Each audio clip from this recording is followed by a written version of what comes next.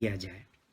कोई इंस्ट्रूमेंट वगैरह कुछ खरीदते हैं या कुछ भी, तो उसके साथ जो आता है मैनुअल, तो उसी तरह से ये हमारी जीवन में गाइडलाइन दिया हुआ है श्रील रूप गोस्वामी ने। तो हम सभी को जो है ये षष्ठ गोस्वामी इसका प्रेयर करना चाहिए कि रूप रघुनाथ पदे हैबे आकुति, कबे आम बूझब से जुगल प्रीति। यानी कि जब मैं गोस्वामियों द्वारा प्रदत्त साहित्य को समझने के लिए उत्सुक होऊंगा, तभी मैं राधा तथा कृष्ण के दिव्य प्रेम व्यवहार को समझने में समर्थ हो सकूंगा। यानी कि हम सब चैतन्य महाप्रभु के फॉलोअर्स हैं। उसके बाद चैतन्य महाप्रभु की जो शिक्षा है वह षष्ठ गोस्वामियों के द्वारा दी गई हुई है। जो हमारे 6 गोस्वामी हैं, सनातन गोस्वामी, रूप गोस्वामी और रघुनाथ दास गोस्वामी, रघुनाथ भट्ट गोस्वामी, गोपाल भट्ट गोस्वामी और जीव गोस्वामी, इनके थ्रू ही पूरी टीचिंग चली आई हुई है। और जिसमें कि रूप गोस्वामी जो थे वो बहुत ही इंटीमेट क्लोज एसोसिएट्स रहे हुए हैं चैतन्य महाप्रभु, ऐसे सभी ही रहे हुए हैं, लेकिन उनका जो विशेष स्थान इसलिए महत्वपूर्ण है क्योंकि जो टीचिंग है उनके द्वारा ही चली आई हुई है, और इसलिए हम लोग अपने को रूपानुगा बोलते हैं। रूपानुगा का मतलब ये हुआ कि श्रील रूप गोस्वामी के फॉलोअर। और ये क्यों है, जबकि सारे षष्ठ गोस्वामी जो है टॉप मोस्ट पे रहे हुए हैं, तो उनको ही क्यों ऐसी बताया गया जो कि हम रूप गोस्वामी के फॉलोअर हैं, ऐसा प्रश्न उठेगा। तो इसलिए जो भगवान कृष्ण वो खुद चैतन्य महाप्रभु हैं और जो कि राधा रानी के मुड में आए हुए हैं, और राधा रानी की सबसे क्लोज जो एसोसिएट थी वो अकेली नहीं है, वो ललिता सखी थी। यानी कि जो गोपी थी वो ललिता थी, और ललिता की जो सबसे क्लोज जो मंजरीज जिनको बोला जाता है, जो कि उनकी सहायता करती हैं, मंजरियां मतलब कि छोटी बच्चियां होती हैं 8-9 साल की, तो उनको मंजरी बोलते हैं। तो उनमें जो टॉप मोस्ट की मंजरी जो कि ललिता सखी को सबसे ज़्यादा सर्व करती थी और बहुत ही उनके भाव को समझ सकती थी, वो कौन थी? रूप मंजरी। तो रूप गोस्वामी जो चैतन्य महाप्रभु की चैतन्य लीला में, गौर लीला में, वो वही रूप मंजरी हैं। इसलिए वो जो शिक्षाएं चली हुई हैं वो रूप गोस्वामी के थ्रू ही चली आई हुई है। तो हरे कृष्णा लक्ष्मण प्रभु जी। तो हम लोग जो है श्री उपदेशामृत पढ़ रहे हैं, जो कि वैष्णव मैनुअल है, कैसे इसको हम लोग गाइडलाइन के तौर पे लिए लें। तो आमुख में प्रभुपाद जी ने बताया हुआ है कि चैतन्य महाप्रभु का जो आविर्भाव हुआ था वह जो है कैसे मानव जीवन के लिए वरदान हुआ है, और फिर उसके बाद फिर भगवान की भक्ति को कैसे प्राप्त किया जा सके थ्रू जो है गोपियों के द्वारा। तो जो चैतन्य महाप्रभु का जो मूड है वो यही है कि हमें भगवान के नाम के जप के द्वारा भगवान की लीला में जाना है। कौन सी लीला में? यानी कि उनकी जो प्रेमा भक्ति है उसको प्राप्त करना है। यानी कि ब्रज की जो भक्ति है वो टॉप मोस्ट की भक्ति बोली जाती है। तो ब्रज के भाव में जाना है भगवान के नाम के जप के द्वारा। यही सिखाया है चैतन्य महाप्रभु ने। तो उनकी जो लीला है चैतन्य महाप्रभु की, वो उनके थ्रू जो है षष्ठ गोस्वामी के थ्रू होते हुए, और जब भी हमने बताया कि रूप गोस्वामी जो है सभी गोस्वामियों को नायक थे, यानी कि सनातन गोस्वामी उनके बड़े भाई थे और वो सबसे पहले उनका नाम ही आता है। तो ये प्रश्न उठेगा कि क्यों वो कि उनकी थ्रू क्यों नहीं गया है। तो हमने बता दिया कि रूप गोस्वामी जो थे वो रूप मंजरी थे, यानी कि राधा रानी के क्लोज जो एसोसिएट थी ललिता सखी की जो क्लोज जो मंजरी थी वो थी रूप गोस्वामी, इसलिए ऐसा है। जबकि सनातन गोस्वामी खुद महाप्रभु के बहुत ही क्लोज रहे हुए हैं, उनकी मन की बात को वो पढ़ लेते थे, ये सभी को पता है ये स्टोरी। कि एक बार उन्होंने आत्महत्या करने के लिए सोचा था, उनको चर्म रोग हो गया था और जब वो महाप्रभु के पास जाते थे तो उनको गले लगाते थे। ये बात महाप्रभु को मालूम हुई थी तो वो बोले हुए थे कि जो शिष्य की जो बॉडी है वो गुरु की प्रॉपर्टी है, इसलिए ऐसा कभी सोचना मत, बिल्कुल ही नहीं सोचना है कि आपको जो है अपनी आत्महत्या करना है। ये मेरी प्रॉपर्टी है और इसको हमारी इजाजत के बगैर कुछ नहीं करना है। तो सनातन गोस्वामी ने इस बात को हरिदास ठाकुर से रिवील किया कि ऐसे उनको कैसे पता चला। तो हरिदास ठाकुर ने बताया कि आप उनके मन में हो, उनके मन के भाव को वो आपके मन के भाव को वो पढ़ सकते हैं, इसलिए आप उनके दिल में निवास करते हो। तो सारे गोस्वामी जो हैं वो एक से बढ़कर एक रहे हुए हैं, लेकिन जो रूप गोस्वामी हैं उनके थ्रू हमारी मतलब चैतन्य महाप्रभु की टीचिंग आई हुई है। तो यहाँ पे कैसे अपने मन और इंद्रियों को बस में किया जाए ये सिखाया जा रहा है। और उसके साथ साथ जो है फिर आगे लास्ट पैराग्राफ में श्रील प्रभुपाद जी आमुख के में बता रहे हैं कि कृष्ण भावना अमृत में प्रगति अनुयायी की मनोवृत्ति पर निर्भर करती है। यानी कि ये बहुत ही इम्पॉर्टेंट है, थोड़ा हम इसको एम्फेसाइज करेंगे 1-2 मिनट में।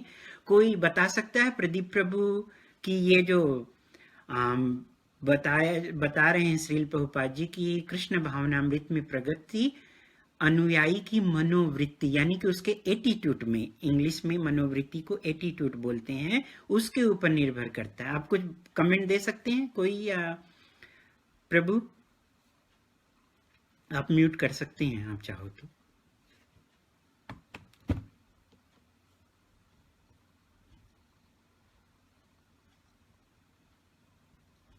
ओके, तो जो मनोवृत्ति की जो मीनिंग है वो यही है कि हम क्या लेने के लिए आए हैं।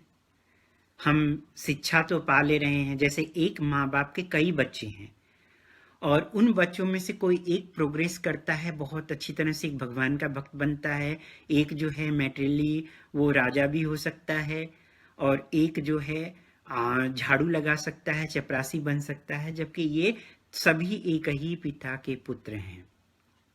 तो उसी तरह से गुरु के अनेक डिसाइपल होने के बावजूद भी कोई डिसाइपल बहुत ज़्यादा प्रोग्रेस कर जाते हैं और कोई कम प्रोग्रेस करते हैं। इसका मतलब कि वो अपने मन की स्थिति को कहाँ पे रखे हुए हैं, कहाँ पे बनाए हुए हैं, उसके ऊपर है। वो क्या चाहते हैं, कृष्ण प्रेम चाह रहे हैं या कुछ और, ये मोस्ट इम्पॉर्टेंट है। यानी कि हम किसी के अंदर फॉल्स फाइंड करना चाहते हैं कि अरे ये तो भक्ति में आगे बढ़ रहा है, इसको रोक दिया जाए, या फिर हम वास्तव में भक्ति में अपने को आगे बढ़ना चाहते हैं। ये इसके ऊपर भी निर्भर करता है कि हमारी मनोवृत्ति, हमारा एटीट्यूड क्या है, हमारा एटीट्यूड भगवान का शुद्ध प्रेम है या कुछ और है। अगर कुछ और है तो फिर उसमें हम प्रगति नहीं कर सकते हैं, क्योंकि हम हमारे मनोवृत्ति के हिसाब से हम चाह रहे हैं। कुछ लोग भगवान के भक्त बन जाते हैं और वहाँ पे वो अपना बिजनेस देखने लगते हैं कि कैसे मैं इस तरह से इस बंदे को पाऊं जो कि भगवान की भक्ति में जुड़े हुए लोग हैं, तो सॉफ्ट कॉर्नर हैं, तो उनको कैसे एक्सप्लॉइट किया जा सके, उनको कैसे वो भगवान के नाम पर जो है बहुत अच्छी तरह से उनको लूट सकें। और तो उनकी मनोवृत्ति वो हो गई, वो कैसे भगवान का नाम लेकर के बिजनेस करना चाहते हैं।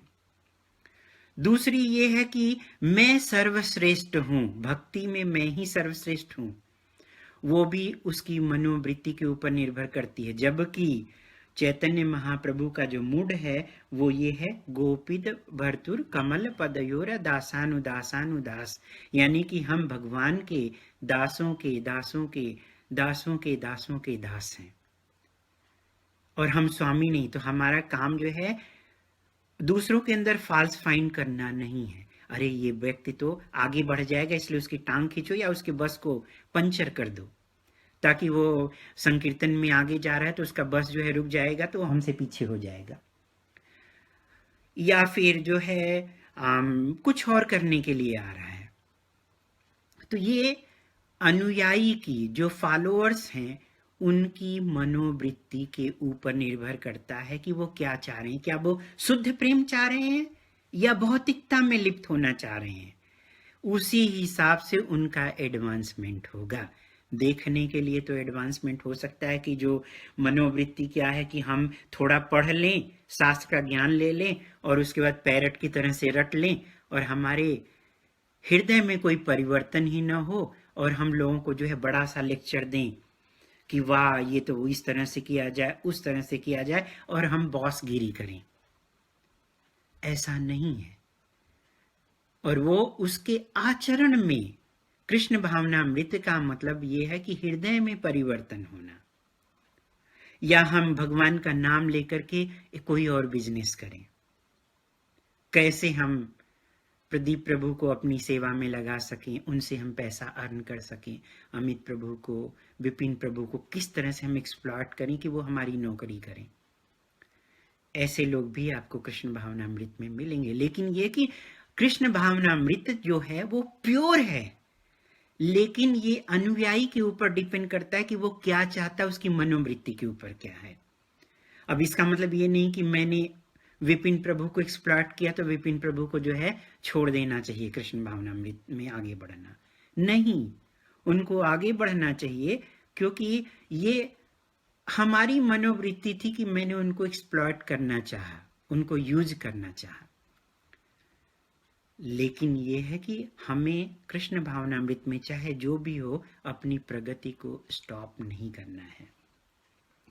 तो अभी हम थोड़ा स्टेप बाय स्टेप एक एक श्लोक के हिसाब से चलेंगे। थोड़ा हम समराइज भी करेंगे श्लोक को, कि जो ये है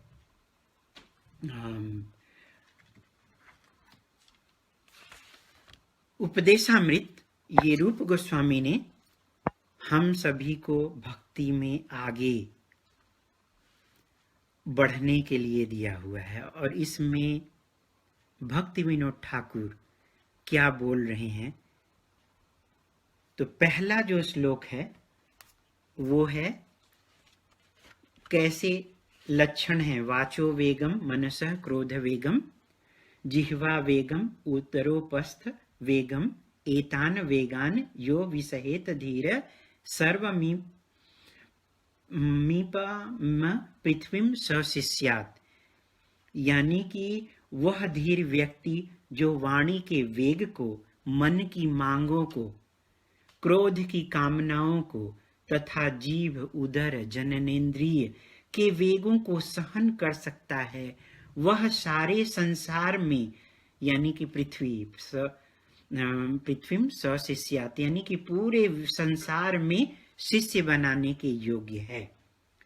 और ये त्रिदंडीय स्वामी की लक्षण है। ये लक्षण जो है, क्योंकि गुरु और उसके साथ साथ जो मध्यम उत्तम टाइप के मध्यम अधिकारी हैं, जो कि स्वामी गोस्वामी के लेवल पे हैं, उनका भी, दूसरे शब्दों में उनका लक्षण बताया गया हुआ है।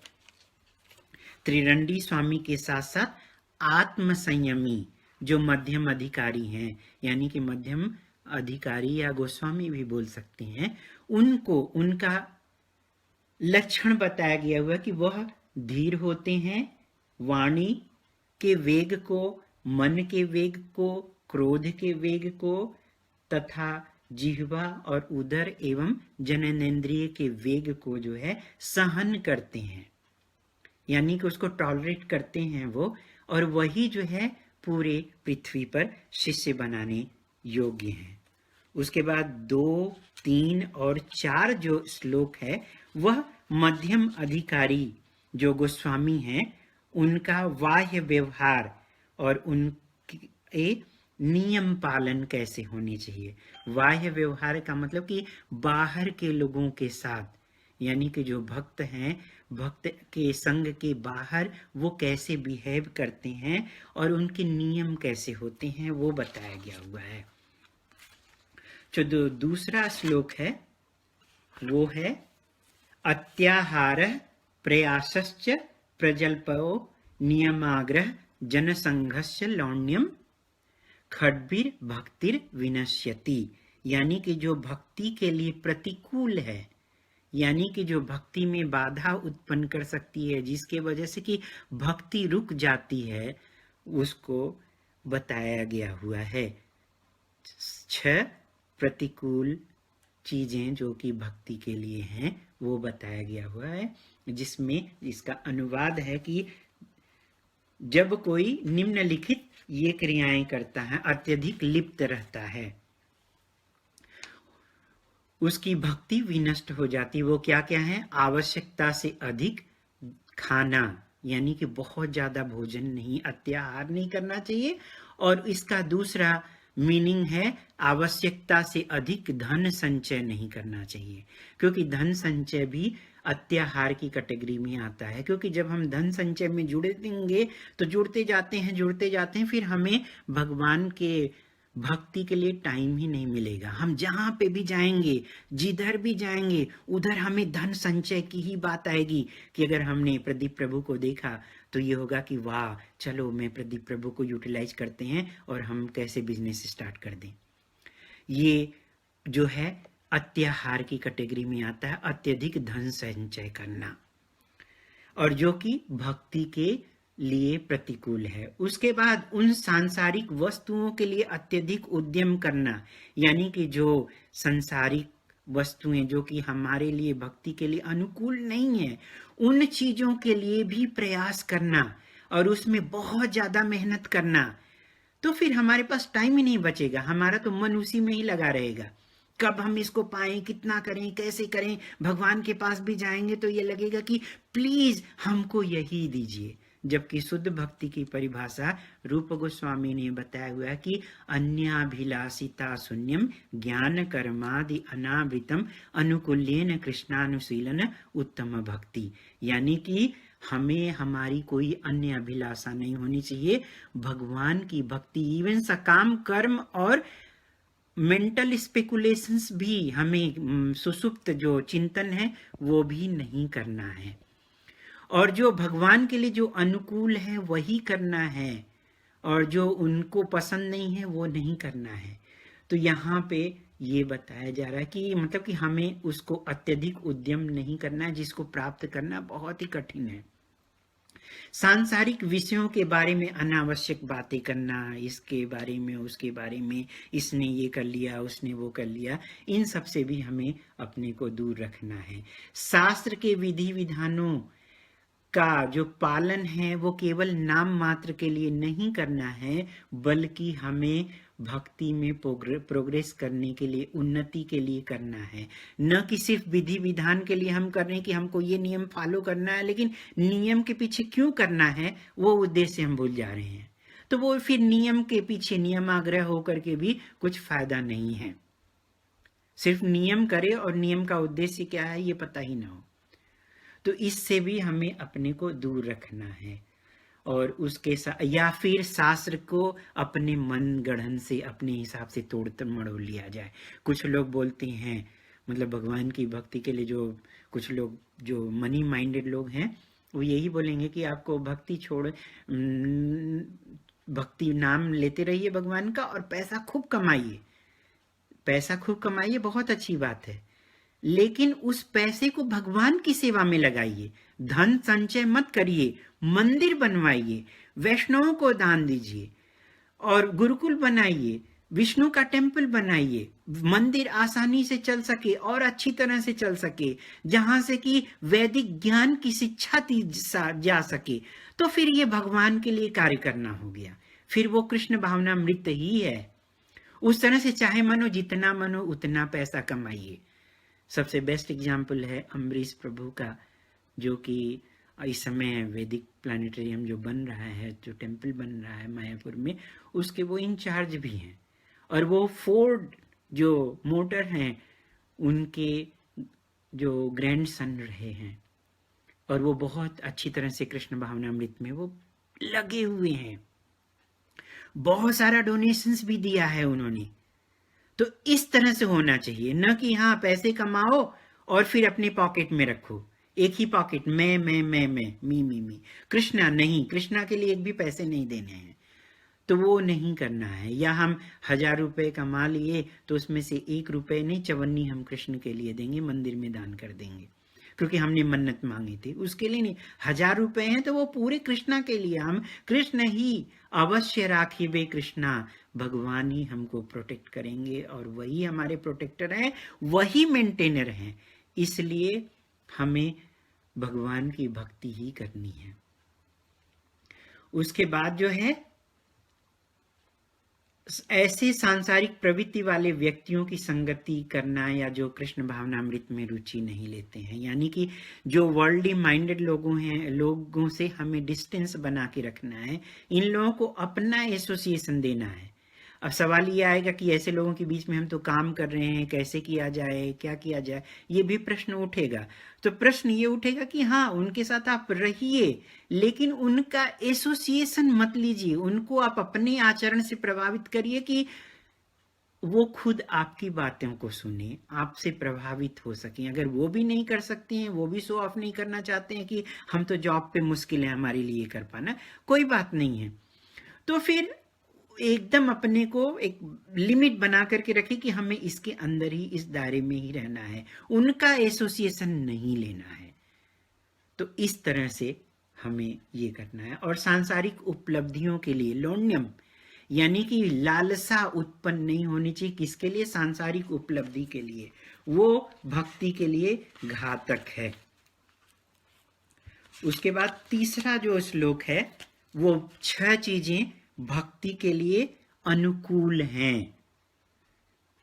क्या क्या अनुकूल हैं? उत्साहात, निश्चयात, धैर्यात, तत्त कर्म प्रवर्तनात्, असत संग त्यागात, वृत्ते खड्वीर भक्तिर प्रसिद्ध्यति। जो भक्ति के लिए 6 चीजें जो अनुकूल हैं वो हैं, और उनमें क्या क्या है? उत्साही बने रहना। अगर हम कोई काम करने जा रहे हैं तो हमें उत्साह के साथ काम करेंगे तभी तो पूरा होगा। तो हमें उत्साही भी बने रहना है, और भक्ति भी उसी तरह से है। भक्ति को उत्साह के साथ नहीं करेंगे तो हमारा उत्साह खत्म हो गया तो फिर हम आगे बढ़ ही नहीं सकते हैं। निश्चय के साथ, दृढ़ संकल्प के साथ हमें प्रयास करना है, यानी कि बहुत अच्छी तरह से दृढ़ निश्चय होकर के, और धैर्य भी, निश्चय के साथ साथ हमें धीरता भी रखनी है। जैसे कि सपोज करिए कि किसी स्त्री को बच्चा चाहिए, तो उसके लिए सबसे पहले तो पुरुष के संसर्ग में जाना होगा, फिर गर्भ धारण करना पड़ेगा। गर्भ धारण करने के बाद फिर उसको 9 महीने जो है पेट में रखना पड़ेगा, गर्भ में रखना पड़ेगा, उसके बाद फिर वो बच्चा पैदा होगा। तो इसका मतलब कि धीरता की बहुत ही ज्यादा जरूरत है भक्ति में, कि हम आज कोई बात नहीं, हम आज एक ही माला कर रहे हैं, हो सकता है कल हम 16 माला पे पहुंचे। धीरता के साथ एक एक स्टेप पे बढ़ना है, कि जिस पे हम एक स्टेप बढ़े तो आज हम 1 माला करने लग गए हैं और उस पे फिक्स हो गए हैं, तो कल 4 माला या फिर 2 माला, इस तरह से एकादशी के दिन में एक एक माला बढ़ा सकते हैं। इस तरह से हम एक स्टेप पे आगे बढ़ सकें, और वो धीरता के साथ स्टेप बाय स्टेप बढ़ना हो गया। उसके बाद भक्ति के नियामक के अनुसार वो कर्म करना है, जिसे कि श्रवणम, कीर्तनम, विष्णु स्मरणम, ये 3 चीजें हैं भगवान के नाम का। कथा सुनना और उनकी कीर्तन करना, और भगवान की लीला का स्मरण करना, उनके नाम, गुण, धाम, इन सब रूप, इन सब के बारे में चिंतन करना, यही फिलॉसफी है। श्रवणम, कीर्तनम, विष्णु स्मरणम, ये तीनों ही हमें करना है। और अभक्तों का संग छोड़ देना है, अभक्तों का साथ छोड़ देना है, यानी कि उनको अपना संग देना है। अगर हमें लगता है कि ये भक्ति में नहीं आ पाएंगे तो फिर हमें उनसे डिस्टेंस रखना है। फिर उसके साथ साथ पूर्ववर्ती जो आचार्य हैं उनके बताए हुए रास्ते पे चलना है, उनके चरण चिन्हों पे चलना है। ये भक्ति के 6 सिद्धांत हैं जो कि हमें भक्ति में आगे बढ़ा सकते हैं। तो मैं प्रश्न, किसी को कुछ है पूछना चाहेंगे या कोई कमेंट करना चाहेंगे? इसके बाद जो चौथा आता है वो है कि भक्तों के बीच में आपस में कैसा व्यवहार होना चाहिए। वो ददाति प्रतिगृह्याति, यानी कि जो प्रीति पूर्वक जो 6 लक्षण हैं भक्ति के, वो लक्षण जो है कैसे होने चाहिए। ददाति प्रतिगृह्याति गुह्यम आख्याति पृच्छति भुंक्ते भोजयते चैव खड्विधम प्रीति लक्षणम। यानी कि दान में उपहार देना, दान स्वरूप उपहार स्वीकार करना, विश्वास में आकर के अपने मन की बातें प्रकट करना, गोपनीय ढंग से पूछना, प्रसाद ग्रहण करना और प्रसाद अर्पित करना, भक्तों के ये आपस में 6 प्रकार के प्रीतिपूर्वक लक्षण हैं। यानी कि हमें दान लेना चाहिए भक्तों से और दान देना चाहिए, और उसके साथ विश्वास में आकर के हमें अपने मन की बातें जो है प्रकट करना, लेकिन बहुत ही केयरफुली, सबके साथ नहीं। जो इंटीमेट क्लोज फ्रेंड हैं या जिनसे हम गाइडेंस ले रहे हैं उनको, नहीं तो लोग मजाक बना लेंगे।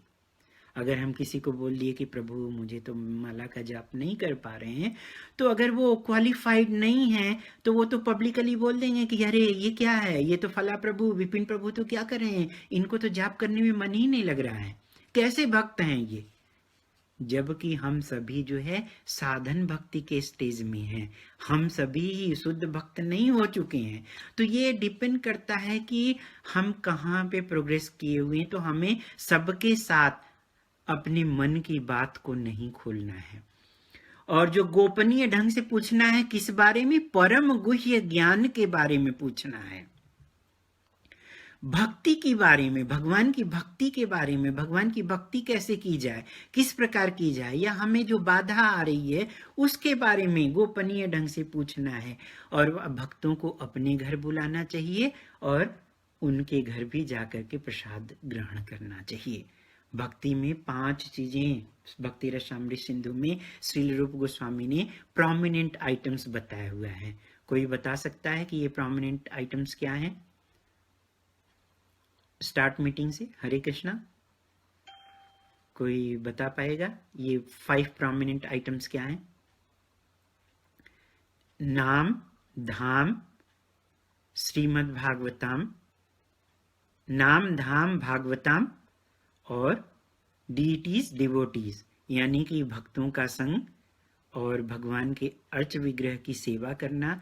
भागवतम 2 तरह के हो गए, एक श्रीमद् भागवतम और एक जो है चलते फिरते जो भागवत हो गए, जो गुरु हो गए, भगवान के जो उच्च कोटि के भक्त हो गए, श्रील प्रभुपाद के जो डिवोटीज हो गए, या हमारे जो सीनियर गॉड ब्रदर हैं जो कि भक्ति में प्रोग्रेस किए हुए हैं, ये सभी हमारे लिए भागवतम के जैसे हैं। तो इनका साथ लेना और हर दिन भगवान का नाम का जाप करना और भगवान के धाम में निवास करना। यानी कि अगर हम भगवान के धाम में नहीं है तो भी जहाँ पे हम रह रहे हैं, जहाँ पे भगवान के अर्च विग्रह की सेवा हो रही है, तो वो घर ही जो है धाम बन जाता है, वो प्लेस ही धाम बन जाता है। इस तरह से हमें देखना है। उसके बाद फिर ये जो है मध्यम अधिकारी गोस्वामी के बाह्य व्यवहारिक लक्षण थे, यानी कि वो किस तरह से कौन से नियम को पालन करते हैं, कौन से नियम का पालन नहीं करते हैं। ये जो है दूसरा, तीसरा और चौथा, ये जो है मध्यम अधिकारी गोस्वामी के जो कि आत्मसंयमी हैं उनके लक्षण हैं। उसके बाद फिर 5वां, 6ठा और शायद 7वां और 8वां, ये जो है मध्यम अधिकारी गोस्वामी की दृष्टि और उनके आंतरिक विकास, कैसे उनका विजन क्या होता है और उनका आंतरिक विकास कैसे होता है, इस बारे में बताया गया हुआ है। तो हम एक एक स्टेप जा रहे हैं 5वें पे, कि मुझे लगता है कि मैं फिनिश नहीं कर पाऊंगा, तो मैं संस्कृत की मीनिंग ट्रांसलेशन, संस्कृत हटा करके श्लोक को मैं ट्रांसलेशन ही रीड करूंगा। जो 5वां श्लोक है वो है कृष्णेशि यस्य गिरिम तम मनस्याद्रीत, यानी कि मनुष्य को चाहिए कि जो भगवान के नाम का जप करता है उसका मन से आदर करे।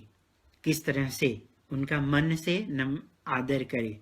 और जिन्होंने दीक्षा ले रखी है, आध्यात्मिक दीक्षा, उनको वो नमस्कार करे, उनको ओबेसेंसेस करे, पे करे जो है, और उसके साथ साथ उनको नमस्कार करे।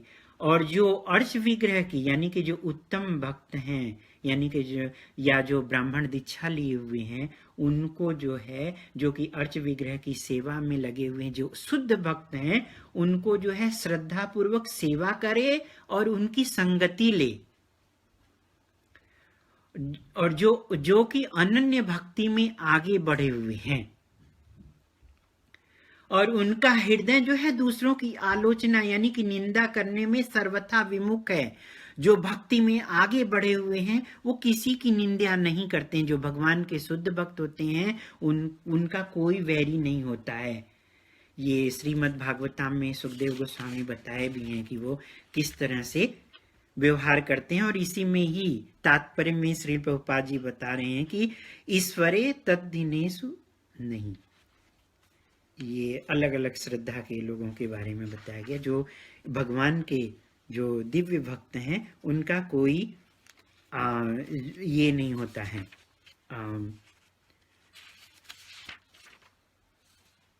क्या बोलते हैं, शत्रु नहीं होता है। उनका जो व्यवहार होता है वो बहुत ही स्ट्रांग होता है। उनके संगति में आने पे हमारा तुरंत जो है लाइफ जो है बदल जाता है। हम अपने शुद्ध जीवन में आ जाते हैं, जिससे कि हमारे जीवन में शुभाशुभ हो जाता है। शुभाशुभ कैसे होता है? क्योंकि उनके आने से ही, उनके दर्शन मात्र से ही हमारा जीवन सफल हो जाता है। तो ऐसे भक्तों की हमें सेवा करनी है, उनका साथ लेना है और उनकी हृदय से सेवा करनी है और उनसे सुनना है। सेवा करने का मतलब ये नहीं कि सिर्फ सेवा कर दिए जो चाहिए और उनकी बात को सुने नहीं। सेवा का मतलब ये कि उनसे सुनना। जब हम उत्तम अधिकारी से सुनते हैं तो फिर हमारे हृदय में जितनी भी ग्रंथियां होती हैं, गांठ होते हैं, वो सब खुल जाते हैं और भगवान की भक्ति में हम आगे बढ़ने लगते हैं। जो 6-8 स्टेजेस हैं भक्ति के लिए, वो है साधु। सबसे पहले आधो श्रद्धा। अगर हमारे अंदर थोड़ी सी फेथ है तो फिर हम साधु के संग में आते हैं तो हम भजन क्रिया स्टार्ट कर देते हैं। फिर अनर्थ निवृत्ति। फिर उसके बाद हम आते हैं निष्ठा के स्टेज पे। निष्ठा से फिर उसके बाद रुचि उत्पन्न होती है, फिर आसक्ति उत्पन्न होती है। आसक्ति से फिर उसके बाद भाव के स्टेज में, फिर उसके बाद प्रेम के स्टेज में हम जाते हैं।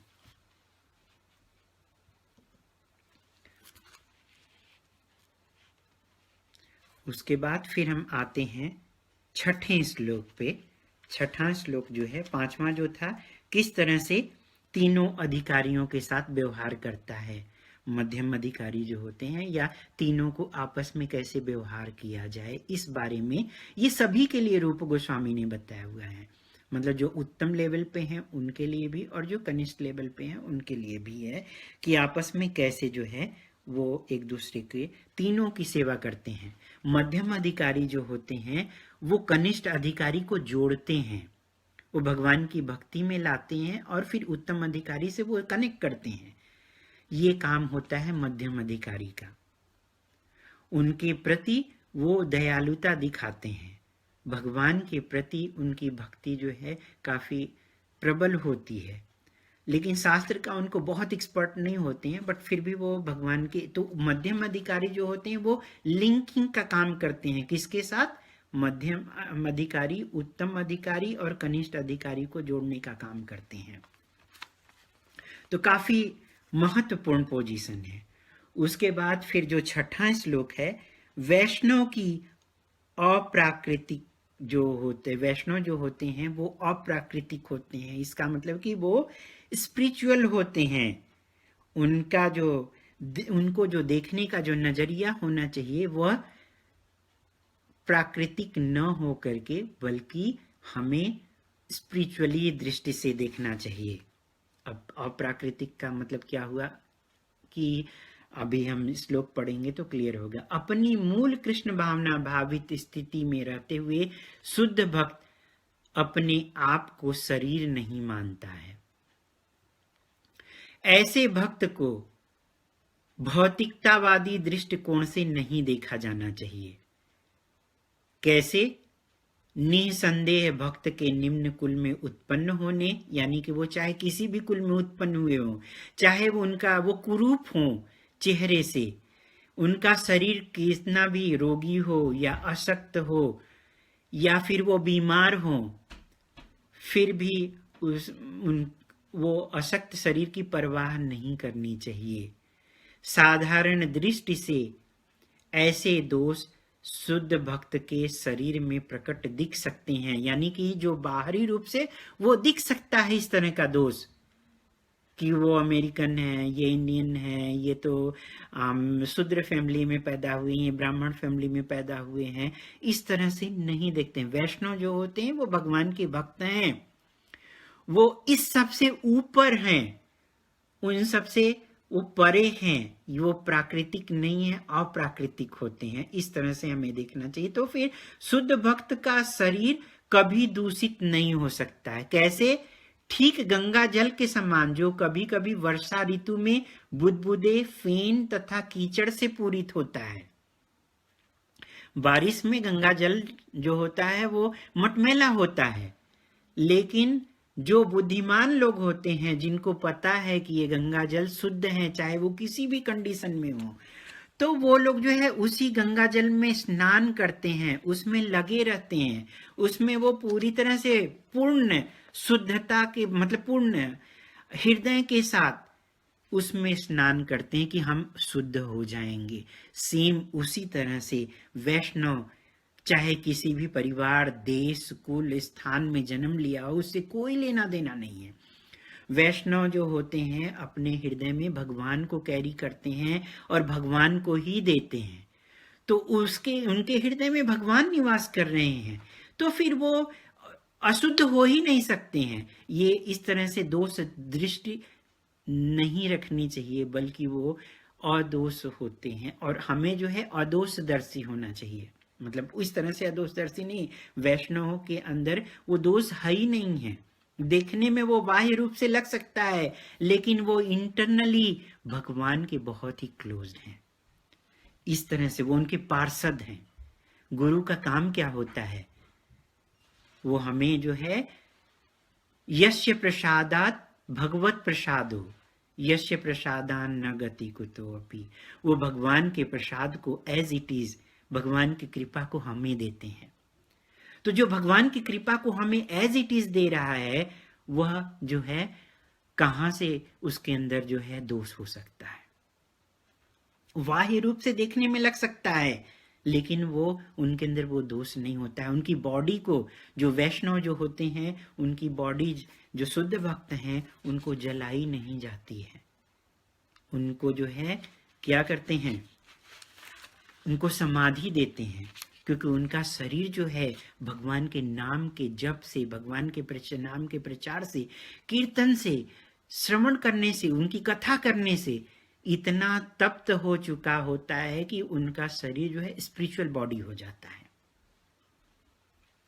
तो ऐसा विजन होना चाहिए।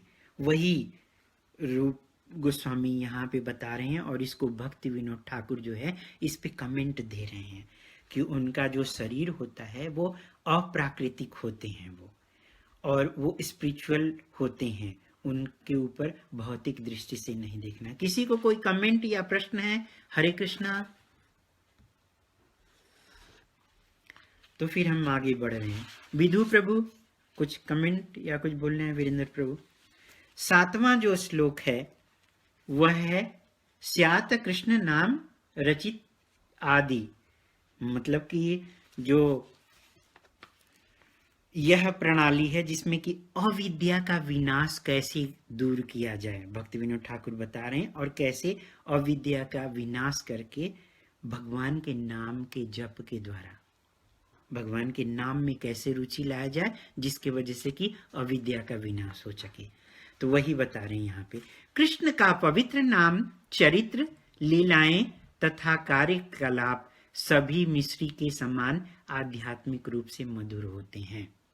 यानी कि जो भगवान के नाम, चरित्र, लीला और उनकी जो क्रियाकलाप हैं वो मिश्री यानी कि मीठा होता है, उसके समान जो है वो आध्यात्मिक रूप से मधुर है, मीठा है। यद्यपि जब किसी को पीलिया का रोगी होता है तो पीलिया के रोगी को मीठी चीज उसको कड़वी लगती है, उसका स्वाद नहीं मिलता है, लेकिन जब उसको वही मीठा बार बार दिया जाता है तो क्योंकि वो बीमारी की अवस्था में है तो उसको वो मीठा अच्छा ही नहीं लगता है, उसको कड़वा लगता है। लेकिन उसका जोड़ तोड़ क्या है, उसको वही दिया जाए। जब उसको बार बार शुगर केन का जूस दिया जाता है तो जब उसकी बीमारी भाग जाती है तो उसके अंदर फिर वही जो शुगर केन का जूस, जो गन्ने का जूस जो है वो कड़वा लगता था, वही मीठा लगने लगता है। तो हम सभी डिजीज कंडीशन में हैं, भगवान के नाम में कोई रुचि नहीं आती है, लेकिन जब हम अपने को केयरफुली 10 अपराधों से बचते हुए अपने को गार्ड करेंगे तो फिर हमारे अंदर अप्राकृतिक रूप से या प्राकृतिक रूप से जो है भगवान के नाम के जप के प्रति जो है रुचि उत्पन्न होगी और हमारे अंदर से जो अविद्या है उस नष्ट हो जाएगी। ये बता रहे हैं रूप गोस्वामी। उसके बाद 8वां जो श्लोक है, 8वें श्लोक में कृष्णस्योश्चैव प्रणय वसति, ये है। इसमें बता रहे हैं कि भजन प्रणाली को कैसे करें, वृंदावन में रहकर करें या बाबाजी बनकर वृंदावन के भाव में रहें, या फिर कैसे करें। ये बहुत ही इंपॉर्टेंट है। तो अनेक आमोद की वस्तुओं तथा ब्रजभूमि की समस्त प्रेयसी बालाओं में श्रीमती राधा रानी निश्चय ही कृष्ण प्रेम की सर्वाधिक अमूल्य निधि हैं। यानी कि जो ब्रजभूमि में श्रीमती राधा रानी जो है सबसे ज्यादा अमूल्य निधि हैं। हर प्रकार से उनका दिव्य कुंड यानी कि जो राधा कुंड है मुनियों द्वारा कृष्ण को उतना ही प्रिय वर्णित किया गया है। निसंदेह राधा कुंड महान भक्तों के लिए अत्यंत दुर्लभ है, अतएव सामान्य भक्तों के लिए इसे प्राप्त कर पाना तो अत्यंत कठिन है। यदि कोई इसके पवित्र जल में केवल एक बार स्नान कर ले तो उसमें कृष्ण के लिए शुद्ध प्रेम प्रकट हो जाता है। तो यहाँ पे बता रहे हैं रूप गोस्वामी कि हमें जो है वहां जो है वृंदावन में राधा कुंड के पास रह करके भक्ति भजन करनी चाहिए, लेकिन किसके लिए? जो शुद्ध हो चुके हैं, हम जैसों के लिए नहीं। हम जैसे जाएंगे तो 4 दिन में वहां से भटक करके निकल जाएंगे और फिर पता चलेगा कि प्रभुपाद के मोमेंट से ही चले गए हुए हैं, क्योंकि हम अपने मन से अप्लाई करेंगे, विमसिंकली अप्लाई करेंगे, जबकि हमें प्रॉपरली अंडर गाइडेंस अथॉरिटी के अंदर में रह करके भक्ति करनी है। जब तक कि हम प्रॉपरली एक स्टेज तक नहीं आ जाते हैं, तो भी अगर हम एक स्टेज पे आ भी जाते हैं तो भी हमें अपने गुरु को उतना ही पूरा रिस्पेक्ट देना है, दूसरों को उतना ही रिस्पेक्ट देना है जैसे पहले देते हुए थे। लेकिन उस बारे में हमें कोई चर्चा नहीं करनी है कि हम कितना क्या फील कर रहे हैं। श्रील प्रभुपाद जी बोलते हैं अगर हम शेयर कर दिए तो 3rd क्लास के, अगर हमारे अंदर वो भाव आ रहा है या फिर जो अनुभूति आ रही है वो बहुत बढ़िया है, वो 1st क्लास डिवोटी है। लेकिन अगर उसने दूसरों को बताना शुरू कर दिया, वो नाम का लेकर के ड्रामा करना शुरू कर दिया, अपनी पॉपुलैरिटी बढ़ानी शुरू कर दी, तो वो 3rd क्लास डिवोटी है। तो इस तरह से हमें अपने को जो है केयरफुल रह करके भगवान की भक्ति करना है। मानसिक रूप से हमारा हृदय जो है वृंदावन धाम में रहना चाहिए, न कि हम क्वालिफाइड ही नहीं हैं और हम चल रहे हैं रहने के लिए। अगर हम क्वालिफाइड ही नहीं हैं तो फिर हम वहाँ कुछ कर ही नहीं सकते हैं।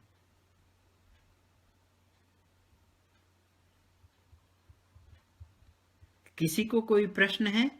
हम कुछ कर नहीं सकते हैं और वहां से भक्ति से भाग भी जाएंगे।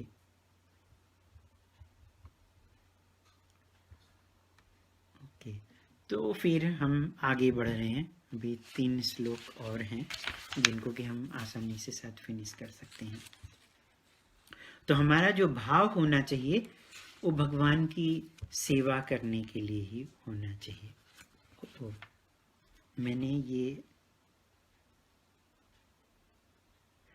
लास्ट श्लोक बोल दिया था 11वां बाई मिस्टेक। 8वां श्लोक जो है वो नहीं बोल पाया, मैं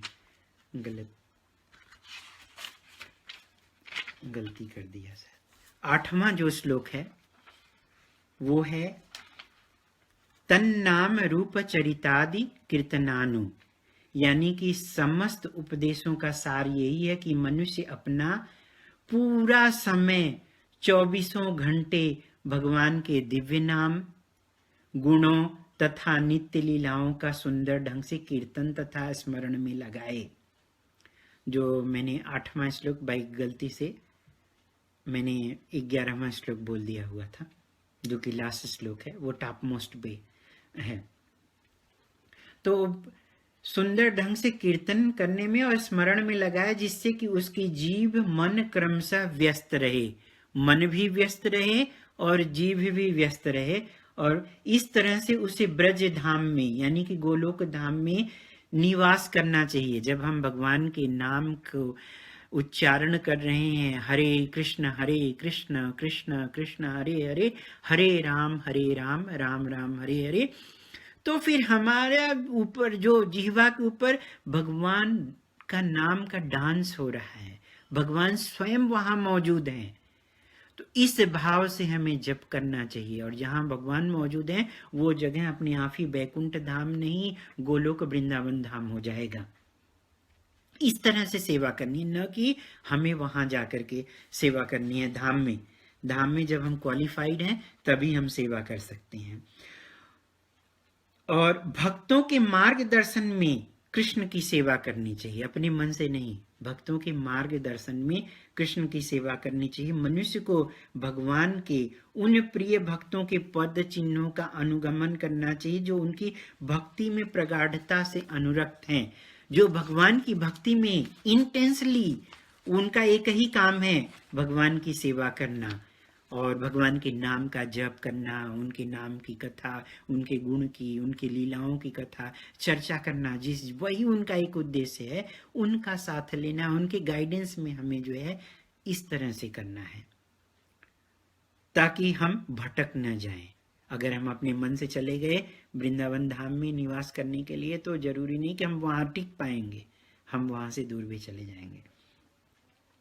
तो ये 4 जो थे श्लोक 5, 6, 7, 8, वो मध्यम अधिकारी जो गोस्वामी की दृष्टि थी और उनकी आंतरिक विकास कैसे हो, इंटरनली वो कैसे डेवलप करते हैं, इस बारे में था।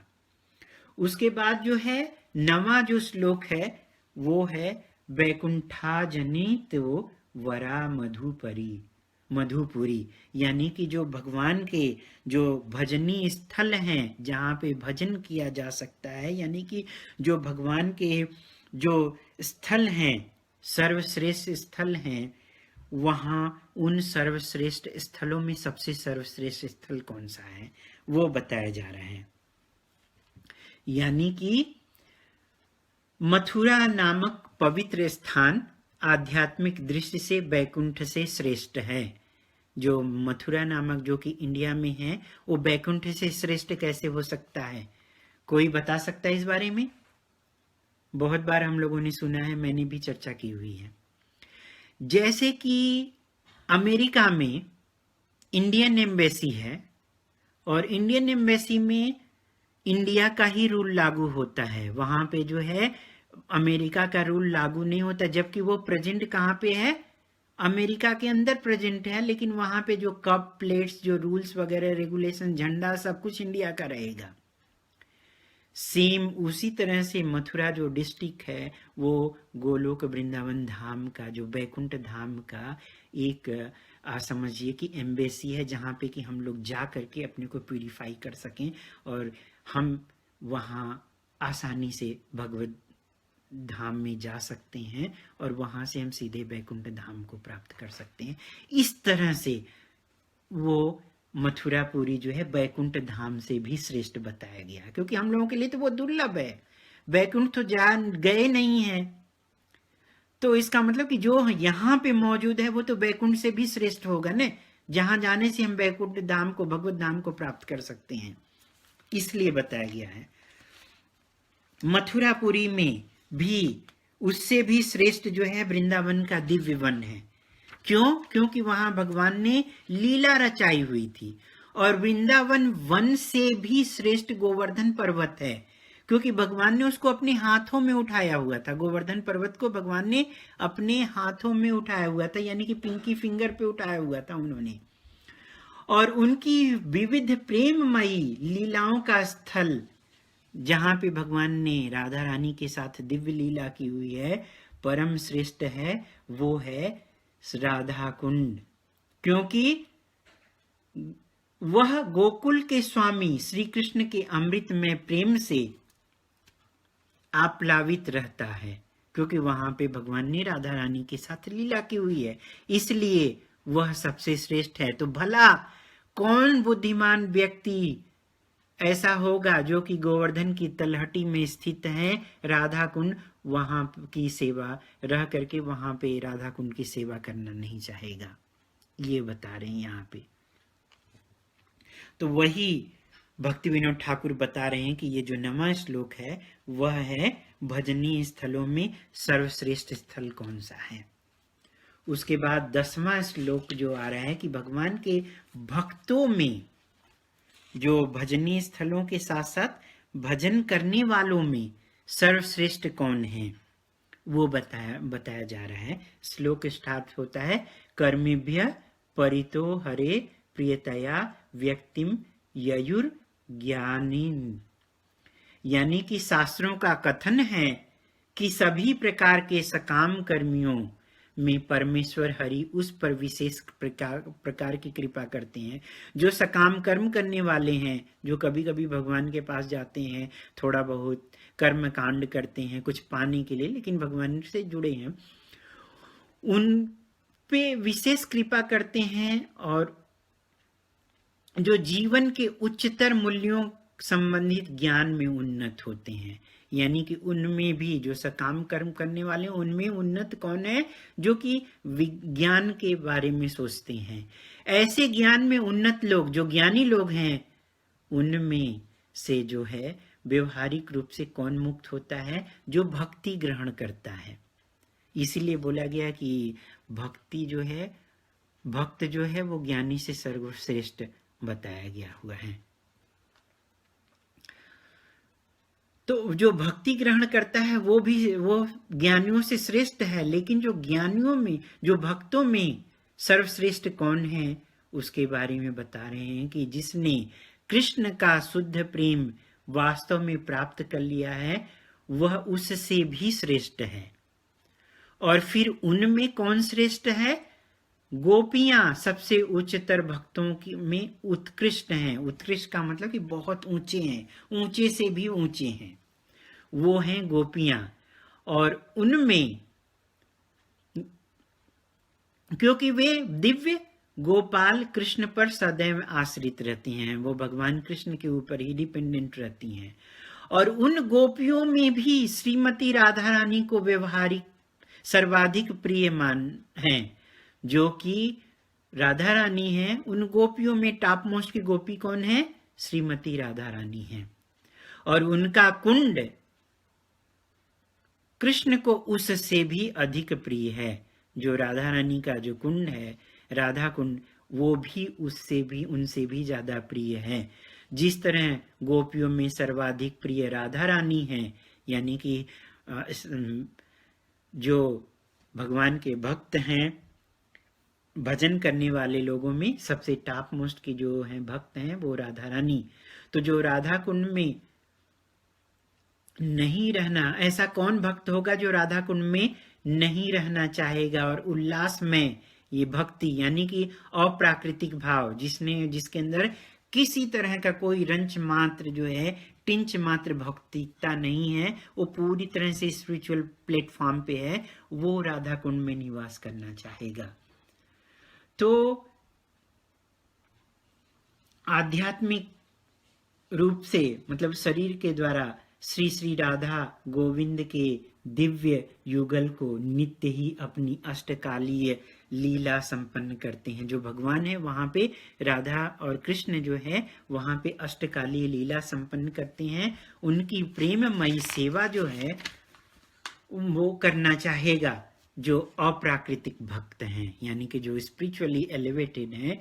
जो लोग राधा कुंड के तट पर भक्ति करते हैं वे ब्रह्मांड में सर्वाधिक भक्तिशाली बताए गए हैं, और वही सर्वाधिक भक्तिशाली व्यक्ति हैं, भाग्यशाली हैं। भाग्यशाली व्यक्ति वही है जो राधा कुंड में निवास कर रहा है।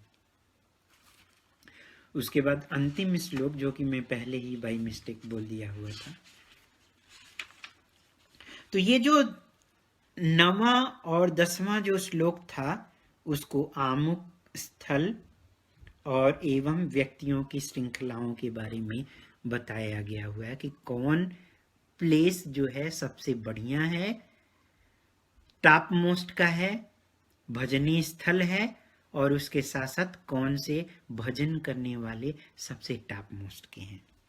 उसके बाद फिर 11वां जो श्लोक है वो है राधा कुंड की पराकाष्ठा, यानी कि सबसे टॉप मोस्ट बताया गया 9वें और 10वें श्लोक में।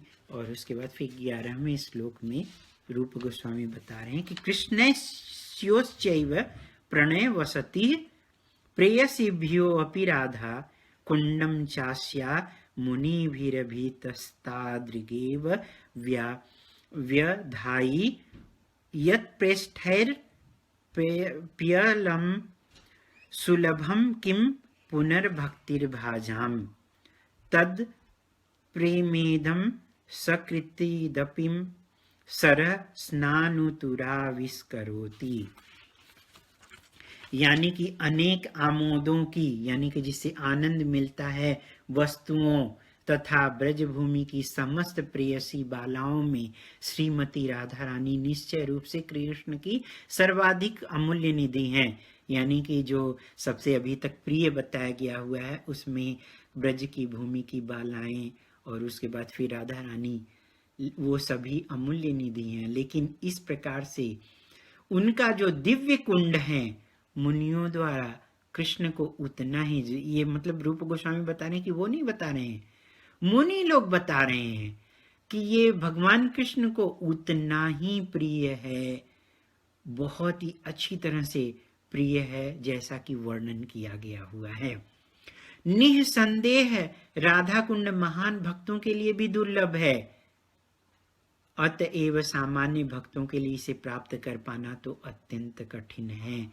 यदि कोई इसके पवित्र जल में केवल एक बार स्नान कर ले तो उसमें कृष्ण के लिए शुद्ध प्रेम पूर्णतः प्रकट हो जाता है।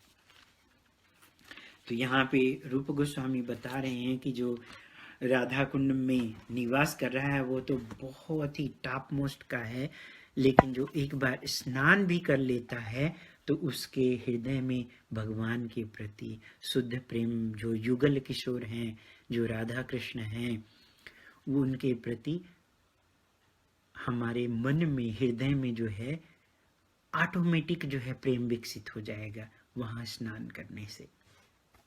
तो ये उच्च पराकाष्ठा है। तो ये रूप गोस्वामी ने हमारे लिए मैनुअल दिया हुआ है। ये मैनुअल है कि कैसे, किस तरह से हम, एक बार हम फिर से समराइज करेंगे कि पहले उन्होंने जो त्रिदंडी स्वामी हैं उनके लक्षण के बारे में बताया, या दूसरे शब्दों में उसको बोल सकते हैं कि आत्मसंयमी मध्यम अधिकारी जो हैं उनके बारे में बताया। उसके बाद फिर जो भक्ति के लिए 6 प्रतिकूल और 6 अनुकूल हैं उनके बारे में बताया। फिर भक्ति के बारे में जो 6 प्रकार के आपस में भक्तों के बीच में जो परस्पर आदान प्रदान होते हैं, वो दूसरे से चौथे श्लोक में ये 6 चीजें बताई हैं। 6 भक्ति में बाधा डालने वाली चीजें, जो भक्ति में अनुकूल हैं, जो फेवरेबल हैं, और जो भक्तों के बीच में जो 6 एक्सचेंजेज होते हैं वो बताया। ये मध्यम अधिकारी गोस्वामी के बाह्य व्यवहार और उनके नियम पालन कैसे करते हैं ये बताया उन्होंने। उसके बाद 5वें से 8वें के बीच में उन्होंने बताया कि मध्यम अधिकारी गोस्वामी की दृष्टि और आंतरिक विकास कैसा होता है। तो मध्यम अधिकारी किस तरह से तीनों अधिकारियों की सेवा करता है। मध्यम अधिकारी उत्तम अधिकारी को जोड़ता है कनिष्ठ अधिकारी से, और वह जो है प्रचार का कार्य करता है। इस तरह से वह लिंक का काम करता है। उसके बाद फिर जो है वैष्णवों का जो होते हैं वह अप्राकृतिक होते हैं, यानी कि उनकी जो बॉडी है वो स्पिरिचुअल होते हैं। इतना वो भजन करके अपनी बॉडी को तपा लेते हैं कि वो स्पिरिचुअल बॉडी होती है। उनके अंदर किसी तरह का कोई दोष नहीं देखना चाहिए, चाहे वो किस परिवार में गोरे हैं कि काले हैं कि अमेरिकन हैं कि इंडियन हैं, इससे कोई लेना देना नहीं। वो जापानीज हैं, उनकी नाक चिपटी है, या चाइनीज हैं, ये सबसे कोई लेना देना नहीं है। वो बाह्य दृष्टि से हमें नहीं देखना है उनके अंदर कोई भी दोष जो है। स्पिरिचुअली वो पूर्ण रूप से भगवान को समर्पित हैं, इसलिए उनकी बॉडी भी जो है वो सामान्य नहीं है, वो स्पिरिचुअल बॉडी हो जाती है। और फिर उसके बाद फिर वो आगे बता रहे हैं कि भगवान के नाम के जप के द्वारा कैसे हमारे अंदर से अविद्या दूर होती है। और फिर उसके बाद भजन प्रणाली जो है वो करने से कैसे हम अपने मन को वृंदावन में लाएं। जब हम भजन क्रिया करेंगे तो हम वास्तव में भगवान के धाम में ही रहेंगे। उस तरह से हमें धाम में रहना है, न कि वृंदावन धाम में गए और फिर उसके बाद फिर वहाँ कुछ दिन रहे, फिर वहाँ से निकल गए, पता चला हम भजन क्रिया भी बंद कर दिए। नहीं। उसके बाद फिर आगे भजनीय स्थल कौन कौन से हैं वो बता रहे हैं, और उन भजनीय स्थलों में सबसे सर्वश्रेष्ठ भजनीय स्थल क्या है। तो बैकुंठ से भी सुंदर मथुरा बताया गया, मथुरा से भी ज्यादा जो है दिव्य वृंदावन धाम, वृंदावन का वन से भी ज्यादा प्रिय जो है गोवर्धन पर्वत, गोवर्धन पर्वत से भी ज्यादा वैल्यूएबल जो है वो राधा कुंड है, जो कि उसकी तलहटी में स्थित है, जहां पे भगवान ने लीला की। उसके बाद फिर वो व्यक्तियों की, जो भगवान के भजन करने वाले व्यक्ति हैं, उनकी श्रृंखला की जो कर्म कांड करने वाले लोग हैं, वो उनसे बेहतर जो है ज्ञान के बारे में जो थोड़ा सोचते हैं वो हैं, उन ज्ञानियों से अच्छे भक्त हैं। भक्तों से भी जो अच्छे भक्त हैं वो हैं जो कि कृष्ण की भक्ति में लगे हुए हैं, और उनमें भी जो गोपियां सबसे अच्छी हैं, गोपियों में टॉप मोस्ट की भक्त राधा रानी है।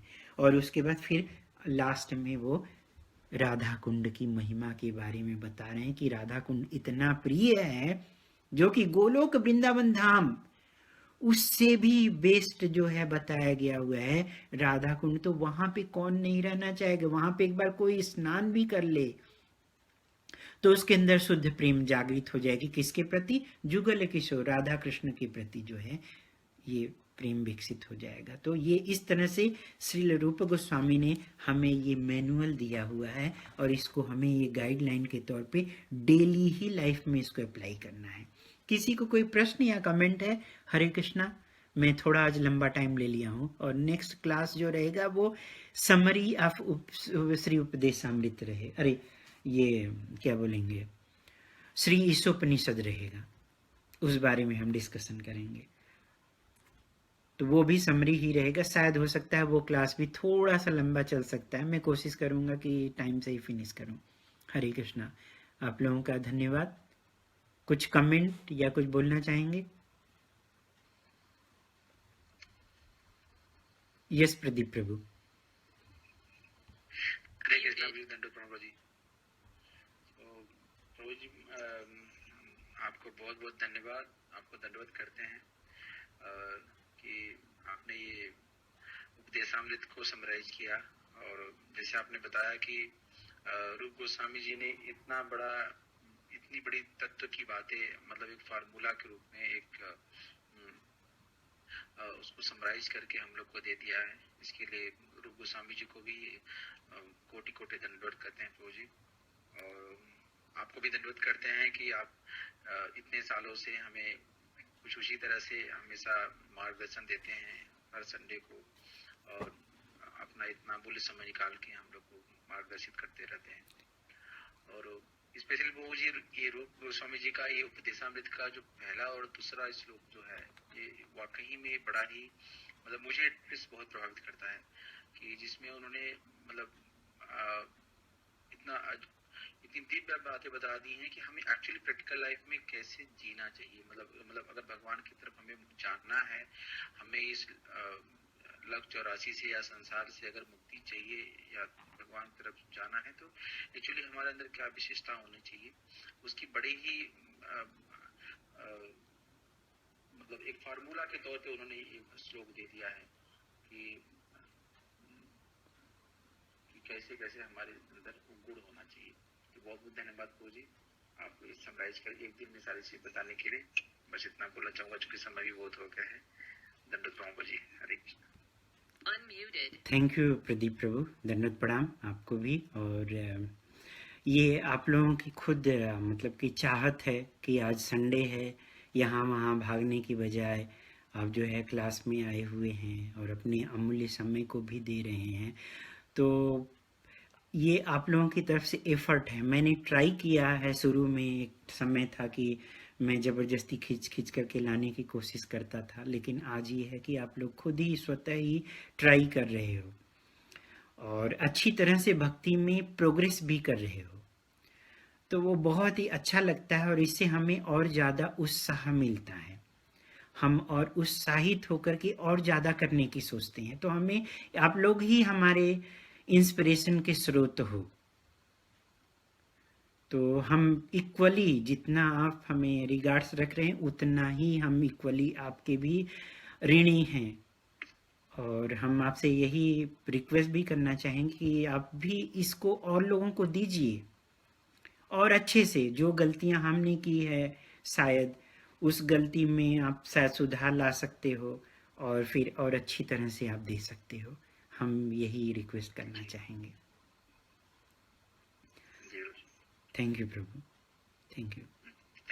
और इसलिए समराइज किया मैंने कि क्योंकि ये लगा कि ये बहुत ही इम्पॉर्टेंट बुक है और काफ़ी लोग जुड़े हुए हैं। तो अभी एक बार पहले हमने लंबे तौर पे कई क्लासेस में हमने इसको डिस्कस किया हुआ है, लेकिन ये लगा कि अभी ये बार समरी के रूप में भी जानना बहुत ही ज़रूरी होना है, क्योंकि जो लोग अभी नए जुड़े हुए हैं उन लोगों को ज़्यादा पता नहीं है कि कैसे हमें एक्सचेंज करना है आपस में, किस तरह से अपने को गार्ड करके रखना है। तो इसलिए जब हम एक बार इसको पढ़ेंगे, क्योंकि ये ऐसी मैनुअल है कि इसको हर दिन ही, इस श्लोक को हर दिन मेमोराइज करना चाहिए। मैं तो नहीं कर पाया हुआ हूँ, और बट कोशिश करता हूँ कि बीच बीच में पढ़ता रहूँ जो है, ताकि उसको लाइफ में अप्लाई कर सकें और हम अपने को गार्ड कर सकें, भगवान की भक्ति में आगे बढ़ने की कोशिश कर सकें जो है। Thank you Prabhu.